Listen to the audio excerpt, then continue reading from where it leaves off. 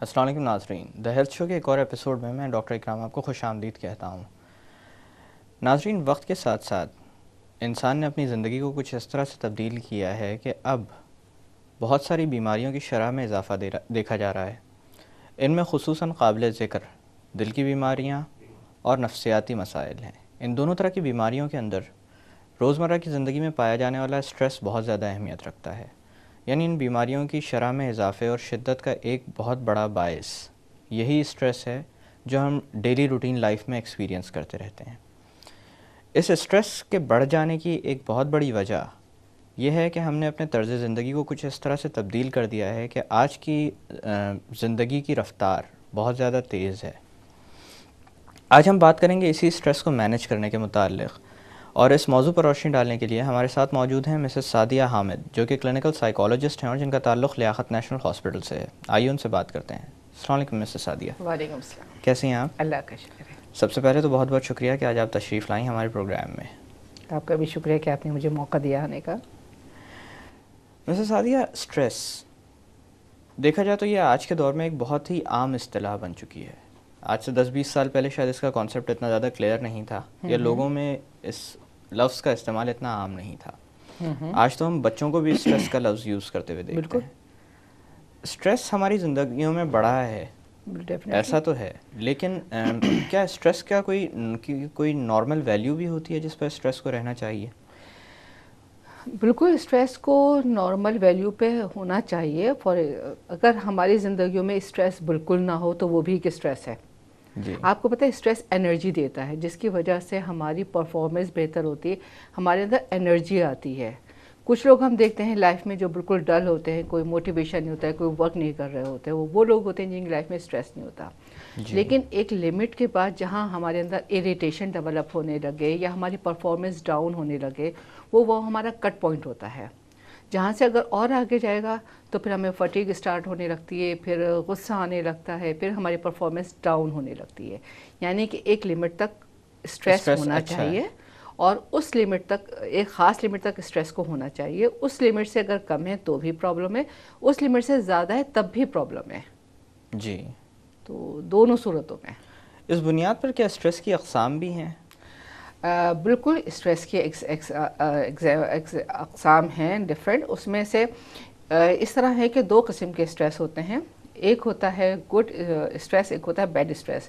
Good stress کو you stress کہتے ہیں اور بیڈ اسٹریس کو ڈسٹریس کہتے ہیں، ٹھیک ہے۔ گڈ اسٹریس وہ ہے جس میں کہ جب ہم کام کر رہے ہوتے ہیں ہمیں پلیجر فیل ہوتا ہے، مطلب ہمیں انرجی ملتی ہے، موٹیویشن ملتا ہے، انٹرسٹ ہوتا ہے ہمارا، اور اس کام کے لیے ہم ایک انرجیٹک وے میں ورک کر رہے ہوتے ہیں، اور اس سے ہمیں پلیجر مل رہا ہوتا ہے، وہ ہے گڈ اسٹریس۔ لیکن اگر اسٹریس کے ساتھ ہمارے اندر اپریہینشن آ جائے، خوف آ جائے، ہمارے اندر غصہ آنے لگے، باڈی سمٹمس ڈیولپ ہونے لگے، ہمیں پیلپیٹیشن ہو جائے، سویٹنگ اسٹارٹ ہو جائے، ڈفرینٹ ہماری باڈی وہ سمٹمس آ جائیں جس کی وجہ سے ہماری پرفارمنس ڈاؤن ہونے لگے، تو وہ ڈسٹریس میں کنورٹ ہوتا ہے، پھر وہ ڈسٹریس ہے۔ ایک ہوتا ہے کرونک اسٹریس، ایک ہوتا ہے ایکیوٹ اسٹریس۔ ایکیوٹ اسٹریس تو وہ ہے جو ڈیلی لائف میں ہم دیکھ رہے ہوتے ہیں۔ فار ایگزامپل کہ اگر ہم ٹریفک میں پھنس گئے ہیں تو ہمیں اسٹریس ہو رہا ہے، جاتے ہو ہماری گاڑی میں کوئی پرابلم ہو گیا، وہ چلتے وہ رک گئی ہے تو ہمیں اسٹریس ہوتا ہے۔ یہ ڈیلی لائف کے چھوٹے چھوٹے اسٹریس ہیں جو آتے ہیں اور چلے جاتے ہیں۔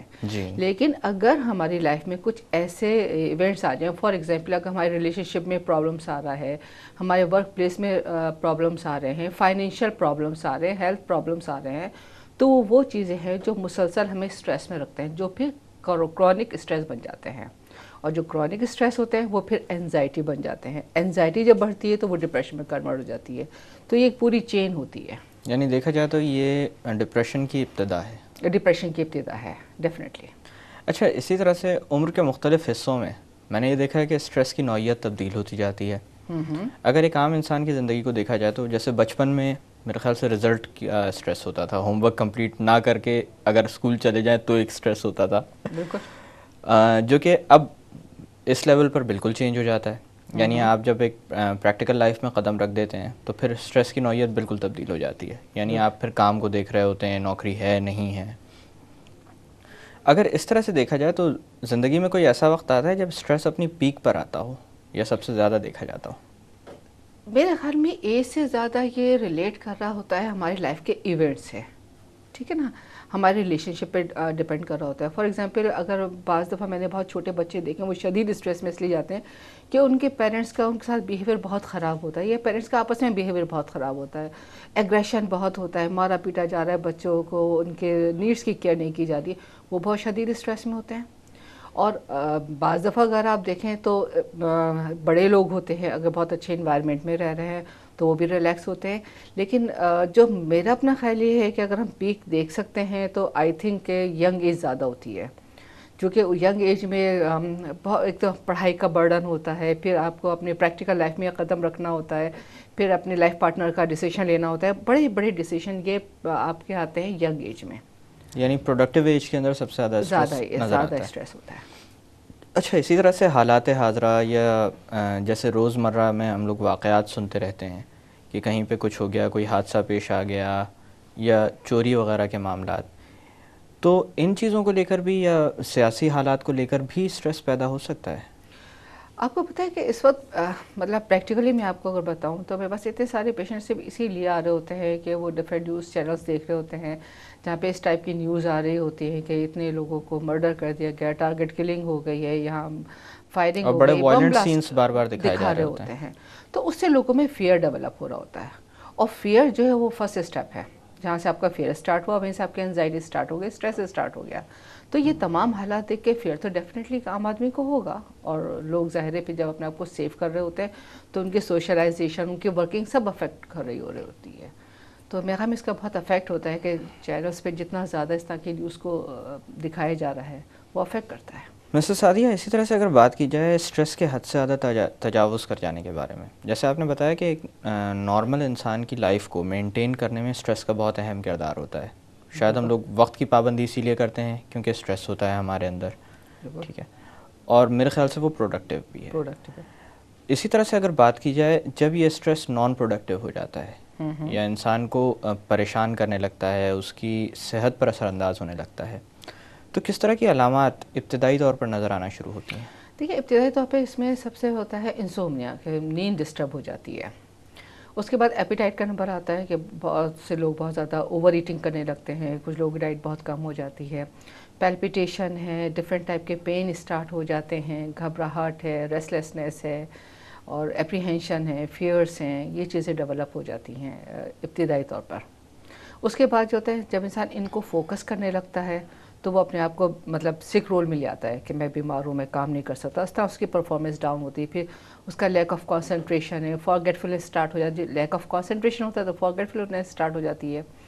اس کے علاوہ اس کے سوشلائزیشن افیکٹ ہونے لگتی ہے کہ وہ آئسولیٹ ہونے لگتا ہے، لونلینس کی فیلنگس میں زیادہ آنے لگتی ہے، انٹرسٹ کا کم ہونے لگتا ہے، پھر اس میں ایگریشن زیادہ آنے لگتا ہے. تو اس طرح یہ پوری چین ہے جو ایک دم سب طرف سے ڈسٹرب کرتی ہے. فزیولوجیکل بھی ہوتا ہے، ایموشنل بھی ہوتا ہے، بیہیویئر کے طور پہ بھی سمٹمز ڈیولپ ہوتی ہیں. اچھا، بھولنے کا آپ نے تذکرہ کیا. بھولنے کی عادت کو کسی زمانے میں برائے مذاق بھی استعمال کیا جاتا تھا کہ جو لوگ پروفیسر ہوتے ہیں وہ بھول جاتے ہیں. تو اس حوالے سے میں پوچھنا چاہوں گا کہ روزمرہ کی لائف میں اکثر و بیشتر میں نے ایسے بے شمار لوگ دیکھے ہیں جو کوئی کمٹمنٹ کر کے بھول جاتے ہیں.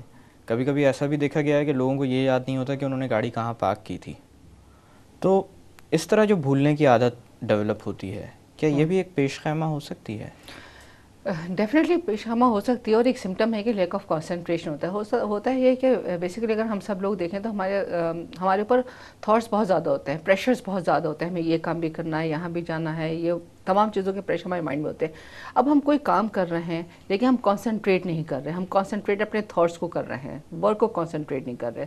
تو جب ہم ورک کو کانسنٹریٹ ہی نہیں کریں گے تو وہ رجسٹریشن مائنڈ میں ہوگی نہیں. جب رجسٹریشن نہیں ہوگی تو فورگیٹفلنس ہوگی.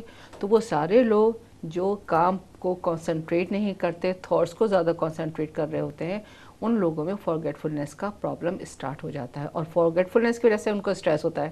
گاڑی کہاں پارک کی انہیں یاد ہی نہیں، وہ پریشان ہو رہے ہیں، ڈھونڈتے پھر رہے ہیں کہاں پارک کیے، کمٹمنٹ کیا ہے وہ پورا نہیں کر رہے، اس سے ان کا امیج خراب ہو رہا ہے، لاس ہو رہا ہے. ساری چیزیں ہیں جو اسٹریس کا باعث بن جاتی ہیں پھر ان کے لیے. بس سعدیہ، یہاں پہ تھوڑی دیر کی باتوں کا سلسلہ روکتے ہیں. ناظرین، وقت ہو ایک چھوٹی سی کمرشل بریک کا. بریک سے واپس آ کر اسٹریس اور اسٹریس کی مینجمنٹ کے متعلق مزید بات کی جائے گی. Stay with us.